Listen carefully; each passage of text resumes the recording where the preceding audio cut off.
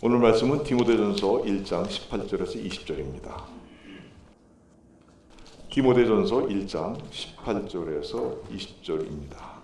The scripture for today is out of 1 Timothy chapter 1 verses 18 through 20. 1 Timothy 1 verse 18 through 20. Verse 18. This charge I entrust to you, Timothy, my child, in accordance with the prophecies previously made about you, that by them you may wage the good warfare. 아들 디모데야, 내가 네게 이 교훈으로서 명하노니 전에 너를 지도한 예언을 따라 그것으로 선한 싸움을 싸우며 Holding faith in a good conscience. By rejecting this, some have made shipwreck of their faith. 믿음과 착한 양심을 가지라. 어떤 이들은 이 양심을 버렸고 그 믿음에 관하여는 파선하였느니라. Among whom are Hymenaeus and Alexander, whom I have handed over to Satan, that they may learn not to blaspheme. 그 가운데 후메네오와 알렉산더가 있으니 내가 사단에게 내준 것은 그들로 훈계를 받아 신성을 모독하지 못하게 하려 함이라. 아멘. Amen.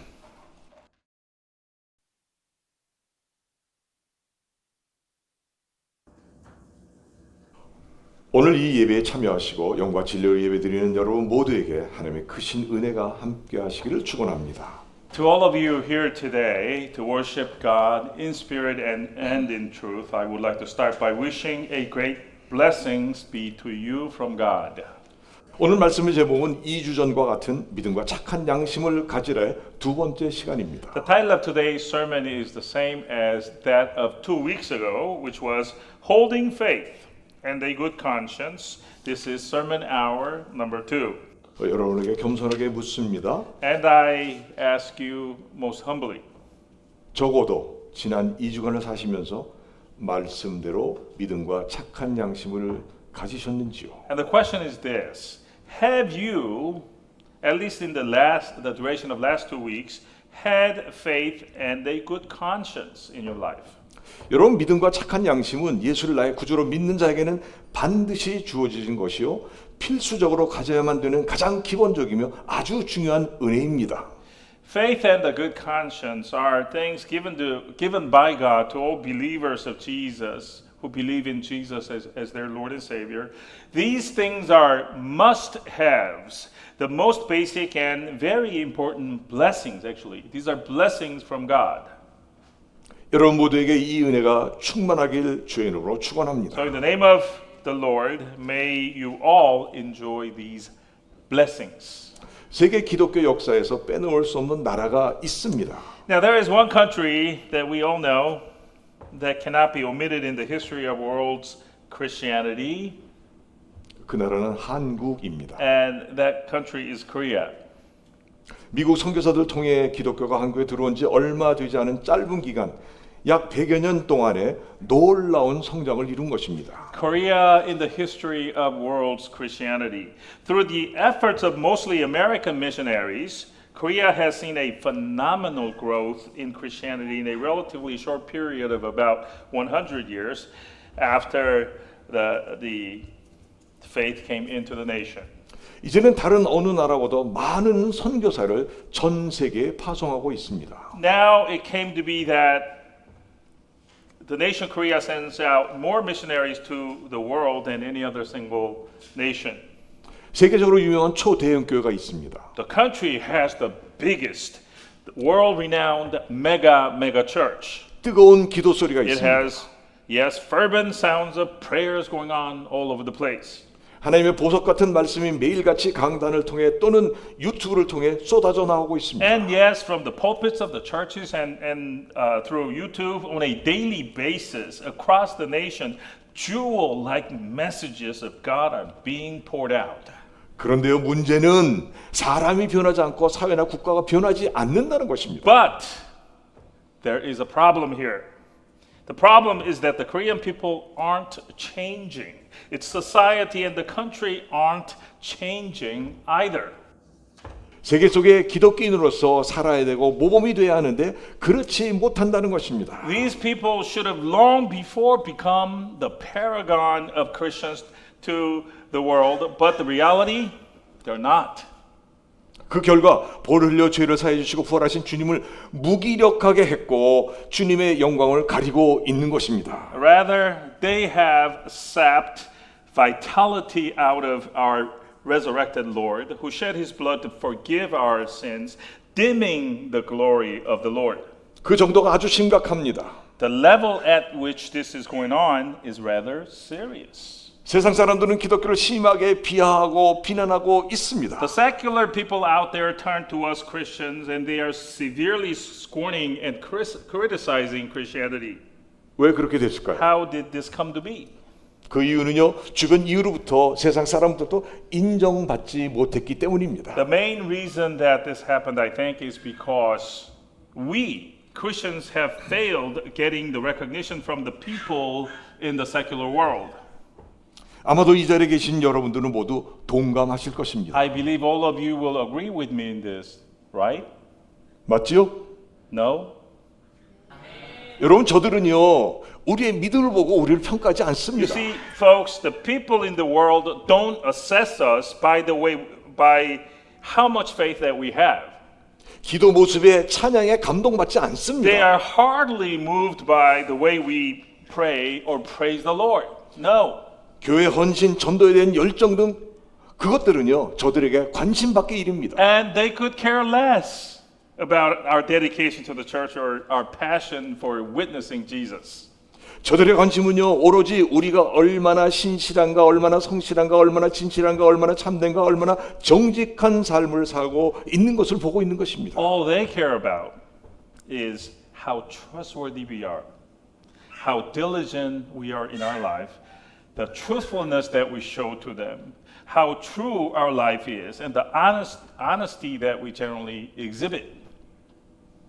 우리 이웃들이 우리를 평가할 때 약속을 잘 지키는지, 돈 문제가 깨끗한지, 말에 있어 정직하고 인간관계에 있어 정말 믿을 만한지를 보고 있는 것입니다. When our neighbors look at us as Christians, they evaluate us on things like, do we keep our promises? Are we clean in our financial transactions? How honest are we in our words? Or how trustworthy are we in our relations that we have with others?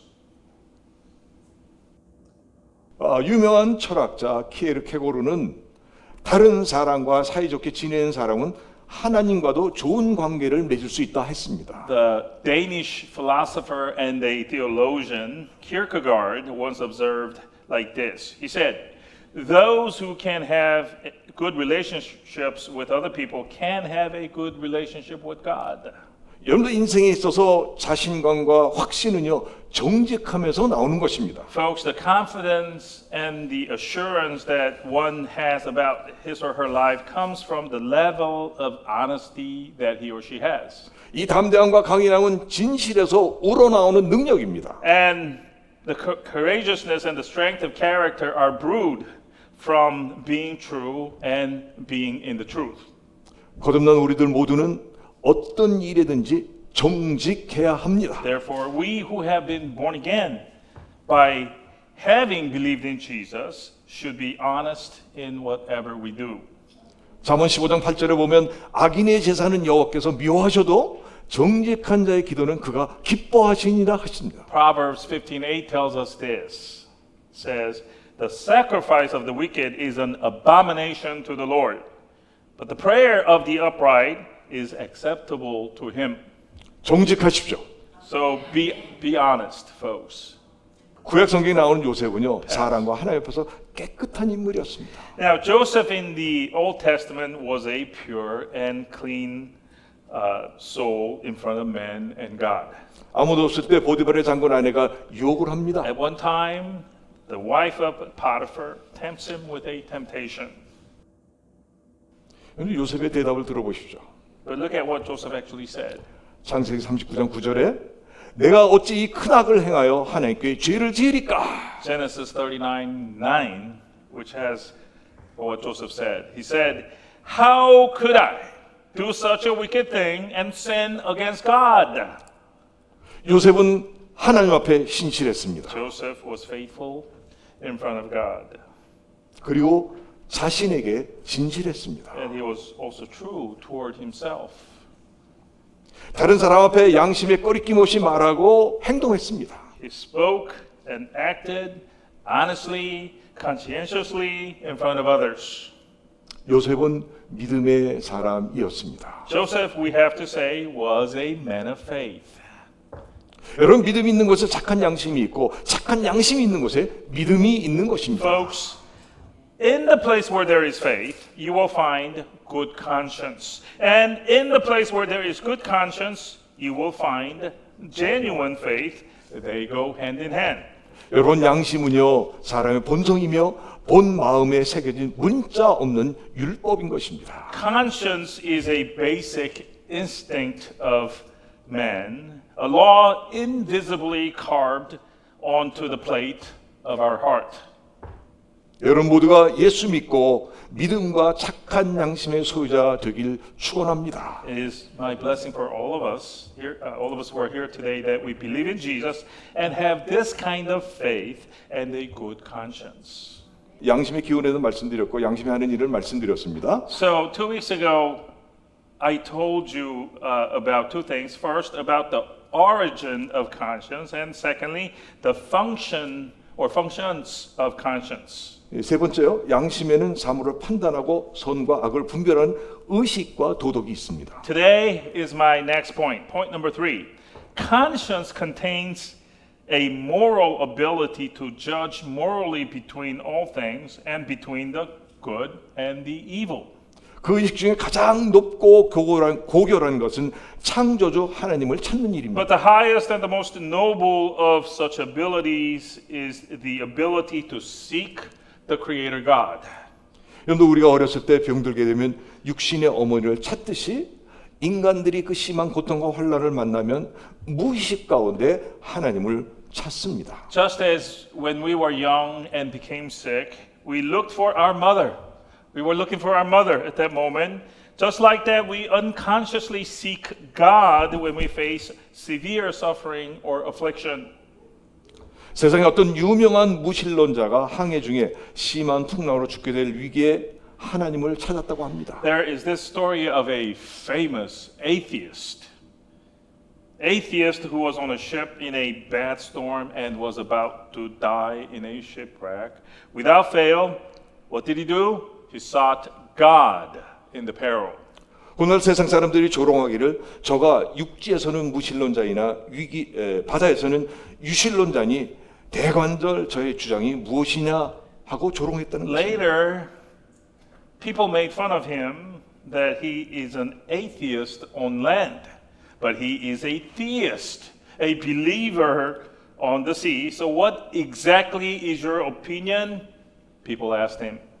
여러분, 사람이 어려울 때 하나님이 찾는 것이 양심의 의식이요 본능인 것입니다. But folks, it is the instinct of man, the consciousness on his conscience, which makes him seek out God whenever he is in a dire situation. 그래 베드로전서 3장 21절에 보면 오직 선한 양심이 하나님을 향하여 찾아가는 것이라고 말씀했습니다. To that end, we have in 1 Peter 3:21 this. It says, the good conscience answers toward God. 여러분, 또 양심에는 도덕성이 있습니다. Also, folks, conscience has the ability relating to morality. 도덕에 대한 의무를 아는 것입니다. Our conscience knows the moral obligations that we have. 도덕이라는 인간으로서 마땅히 지켜야 할 도리입니다. Morality means nothing other than the duties that we, the human beings, ought to carry out. 부모는 자녀를 사랑하고 자녀는 부모님을 공경하는 것입니다. For example, the parents ought to love their children, and the children reciprocally should respect their parents. 강자는 약자를 돌봐주고 부자는 가난한 자를 도와주는 것입니다. Similarly, the strong should show mercy toward the weak, and the wealthy generosity toward the poor. 그리고 악을 버리고 선을 위해 사는 것이 양심의 도덕성인 것입니다. And generally speaking, the morality in our conscience requires that we discard the evil and but live for the good. 그러므로 양심으로 말미암지 않고는 도덕이 있을 리가 없고 도덕이 없는 양심 역시 없는 것입니다. Therefore, we have this. All moral acts are done through our conscience, and there can be no conscience without morality. 네 번째로 생각할 것은 양심의 타락입니다. My fourth point on this topic is that our conscience had fallen with Adam. 여러분 인간이 이 죄를 저지르기 전에는 그 양심은 착함 그 자체였습니다. Before Adam, the man committed his original sin, the conscience was filled only with the good, and with no evil. 그러나 범죄 후 타락되고 부패된 것입니다. After the original sin was committed, however, human conscience has now become fallen and corrupted. 그래서요 선악이 분명치 못하고 판단이 희미해진 것입니다. Now, the good and the evil are not so clear anymore, and our decisions are wishy-washy. 이사야 5장 20절 말씀에 보니까 악을 선하다 하고 선을 악하다고 얘기한다고 합니다. In fact, Isaiah 5:20 speaks to this, and it says, "You call evil good and good evil." 양심이 분별력을 잃어버리게 되면 바울이 되기 전에 사울처럼 예수 믿는 것을 죄로 알고 핍박하고 죽이기까지 한 것입니다. When we lose our conscience's ability to clearly distinguish between the good and the evil, what happens is we become like Saul. Saul, who was Paul, who later became Paul, the great apostle. He thought at one time that believing in Jesus was a sin, and so he persecuted and killed Christians. 또 가문의 대를 잇는다고 도덕과 윤리를 떠나 가정을 파탄시킨 것은 양심이 타락됐기 때문인 것입니다. Also, we have others appearing in the Bible who disregarded morality and ethics for the purpose of just continuing their line of children that they shouldn't have had, which destroyed their family entirely. This happened because their conscience was fallen. 사도 바울은요 범죄한 인간의 양심, 특히 이단자의 양심을 가리켜서 이렇게 말하고 있습니다. Apostle Paul talked about the conscience of the sinful man, and in particular, the state of the conscience of a heretic as follows. 디도서 1장 15절에 깨끗한 자들에게는 모든 것이 깨끗하나 더럽고 믿지 아니하는 자들에게는 아무것도 깨끗한 것이 없고 오직 그들의 마음과 양심이 더러운 자라고 했습니다. And it is found in Titus 1:15 where he says, "To the pure all things are pure, but to the defiled and unbelieving nothing is pure, but both their minds and their consciences are defiled." 또 디모데전서 4장 1절 하반절과 2절까지 해서 어떤 사람들이 믿음에서 떠나 미혹하는 영과 귀신의 가르침을 따르리라 하셨으니 And further in 1 Timothy 4 verses 1 and 2 we have this. Some will depart from the faith by devoting themselves to deceitful spirits and teachings of demons. 2절 말씀에 자기 양심이 화인을 맞아서 외식함으로 거짓말하는 자들이라 하셨습니다. Teachings of demons through the insincerity of liars whose consciences are seared. 화인이란 말은 그들 양심에 뜨거운 쇠로 낙인이 찍혔다는 것입니다. Seared means they have a mark of hot iron searing their conscience. 그 양심이 무관개치고 그래서 거짓말한다는 것입니다. That is, their conscience has now become insensitive and is unable to feel pain anymore. 이런 자들 가리켜 디모데전서 1장 19절에는요. 어떤 이들은 이 양심을 버렸고 그 믿음에 관하여는 파선하였다고 합니다. Referring to these people, 1 Timothy 1:19 says this. Says, by rejecting this, some have made shipwreck of their faith. 파선이라는 배가 항구에 닿기 전에 소용돌이나 폭풍에 의해서 배가 침몰하다는 뜻입니다. Shipwreck, folks. What is shipwreck? Shipwreck is when a ship is on the seas, not having reached its port of call, but in a whirlwind or a storm, and the ship is sinking, which means that a person has failed to keep his or her conscience and faith, but has become completely destroyed. 범죄한 양심은요, 양심과 믿음을 지키지 못하고 완전하게 파멸당했다는 것입니다. It means that the conscience and the faith has been completely destroyed. 우리는 믿음의 사람들이죠. 그렇다면 주님 부르시는 그날까지 믿음과 착한 양심을 온전하게 지켜야 될 줄 믿습니다. And we are people of faith, right? If we are people of faith, then we must keep our faith and conscience intact until that day when the Lord calls us. 아멘. Amen. 다섯 번째 마지막인데요. 이 타락되고 파손된 양심을 회복하는 길이 무엇이겠습니까? But I have the last point, which is point number 5. How then can the fallen and the shipwrecked conscience be restored? 그것은요, 죄를 회개하고 예수를 나의 구속주로 믿을 때 믿음과 착한 양심은 회복되는 것입니다. To restore our good conscience back, it is done through faith. It is done through faith, folks. That is, when we repent of our sins and believe in Jesus as our Lord and Savior, our good conscience gets restored. 히브리서 9장 14절에 영원하신 성령으로 말미암아 흠없는 자기를 하나님께 드린 그리스도의 피가 어찌 너희 양심을 죽은 행실에서 깨끗하게 하고 살아계신 하나님을 섬기게 하지 못하겠느냐 하셨습니다. The following is said in Hebrews 9:14.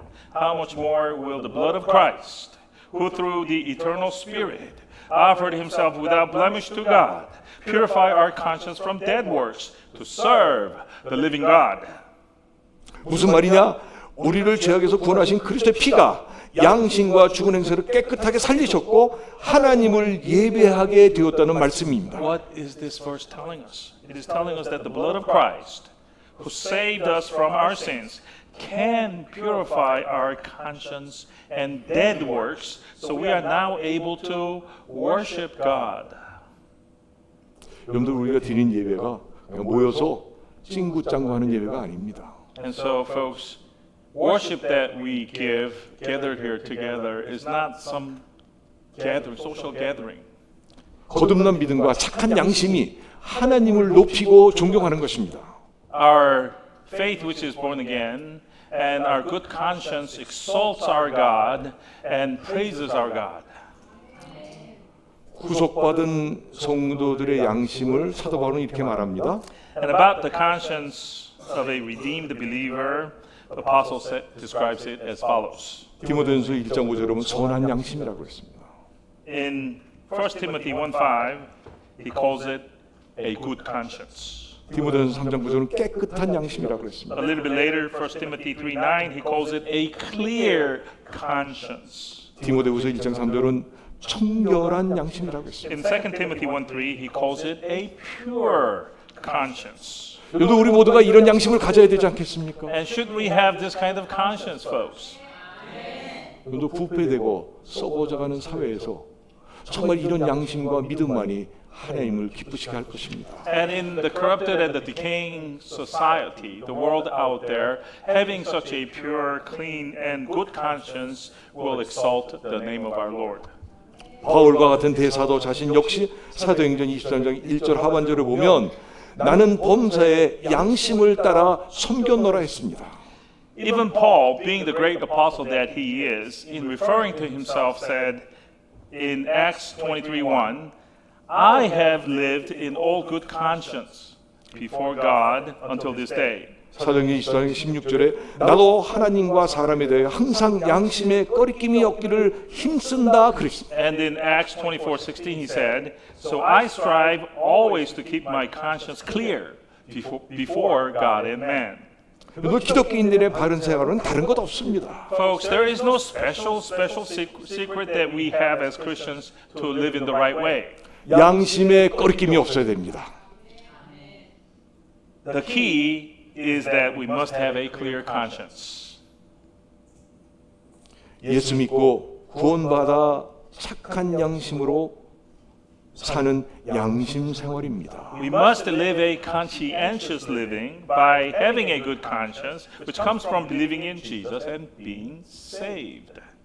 여러분 모두가 예수 믿고 믿음과 착한 양심으로 사시기를 주의 이름으로 축원합니다. And so let us all live with this kind of faith and good conscience, brothers and sisters. 한 가지 더 말씀드리고 싶은 거는요. 착한 양심으로 살지 못한 대표적인 사람들의 예를 성경을 통해서 보겠습니다. I would like to cover this area of some examples of people appearing in the Bible who were not, who didn't have such a good conscience. 첫 번째로 헤롯 안티바입니다. The first person I mentioned is Herod Antipas, 예수님 시대 때 갈릴리 분봉 왕이었습니다. who was a tetrarch governing the region of Galilee in the time of Jesus. 근데 이 왕이라는 자가 자기의 이복 동생 빌립의 아내를 빼앗았습니다. But this guy, a person, this man who was a tetrarch, he took his half brother's wife away from him.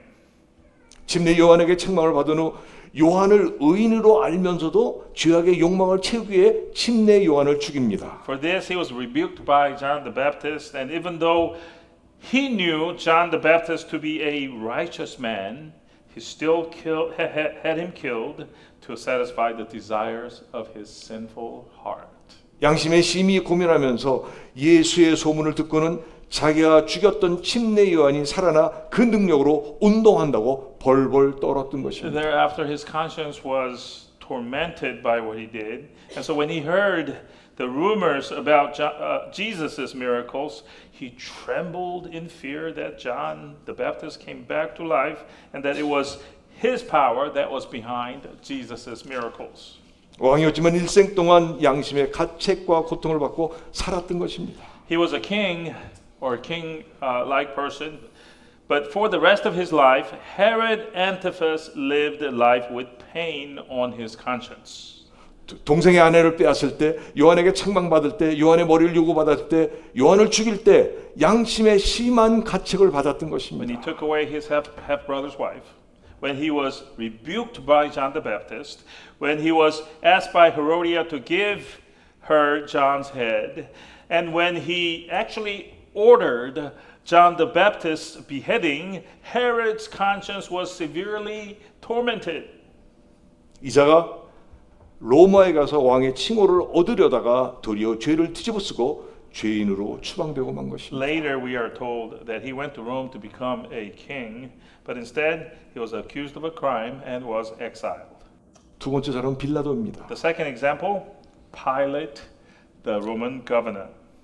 예수를 죽이라고 판결한 일에 대해 자기는 무죄하다고 손을 씻었지만은 그 이후 일생 양심의 가책을 받고 결국은 어떤 호소에 빠져 죽었다고 합니다. He claimed that he was innocent, that his hands were clean in crucifying Jesus, but the story has it that the event haunted his conscience the rest of his life, and that he ended up drowning in a lake.